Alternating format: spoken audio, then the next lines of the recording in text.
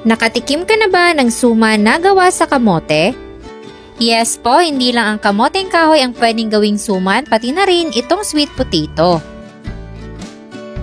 Kaya panoorin niyo ang proseso para hindi lang nilaga at kamote Q ang maluto ninyo. Gagamit tayo dito ng 1 kilong kamote. Kahit anong kulay ay pwede niyong gamitin at pwede niyo rin itong pagsabay-sabayin. Syempre, babalatan lang muna natin to.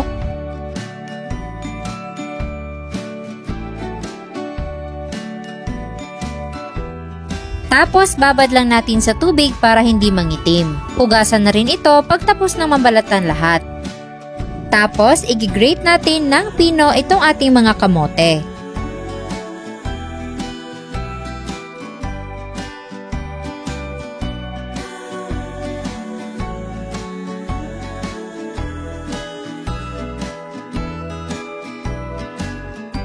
Pagkatapos mag-grate, ganito yung magiging itsura ng ating kamote. Magkukudkod din tayo ng buko para sa ating suman.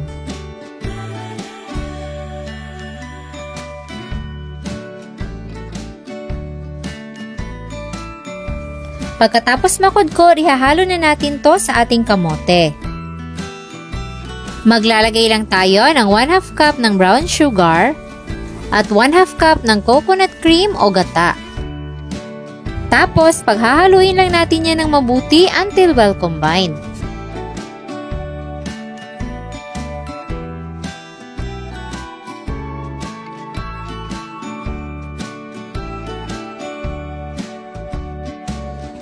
Then, prepare na natin yung dahon ng saging. Naidarang na pala to sa apoy at i-divide lang natin sa mga katamtamang sukat.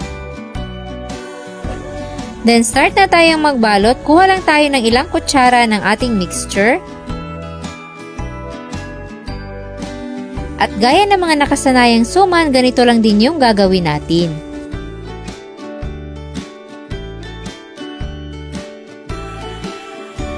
Tapos, i-fold lang natin yung magkabilang side. At ipagdidikit natin ang dalawang suman gamit lang ang dahon ng saging para pantali.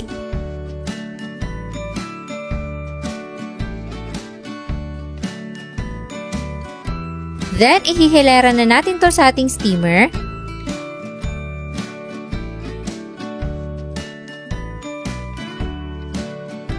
At isi-steam natin to for 35 minutes sa high heat. So after 35 minutes, luto na ang ating kamoteng suman. So check na natin yung itsura niya. Parang kamoteng kahoy lang din pero mas dark yung kanyang kulay.